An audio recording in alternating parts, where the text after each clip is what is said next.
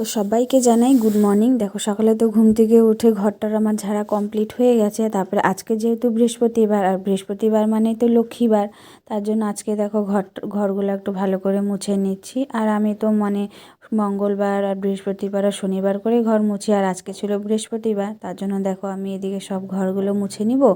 আর ওদিকে মা যেহেতু রান্না করছে, তার জন্য ভাবলাম আমি এদিকে সব কাজগুলো সেরে নিই, তাহলে দুদিকে দুজন করলে তাড়াতাড়ি হয়ে যাবে, একজনের উপরে চাপ পড়বে না। তার জন্য আমি এদিকে দেখো ঘরগুলো মুছে নিলাম।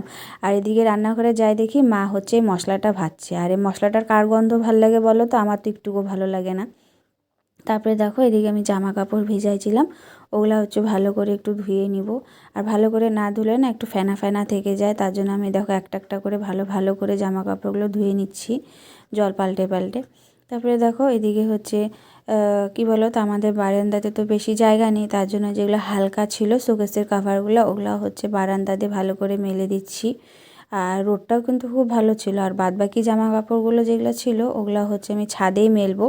তো ছাদেও গেছিলাম পরে, আর আমি ভাবলাম তার আগে হচ্ছে এই যেগুলো হালকা ছিল সেগুলো হচ্ছে বারান্দাতে মেলে দিই। তো দেখো ওদিক দিয়ে ভাইও চলে আসলো, আর আমরা না তালা মেরেই ঘরে থাকি, তো ওইদিকে তালাটা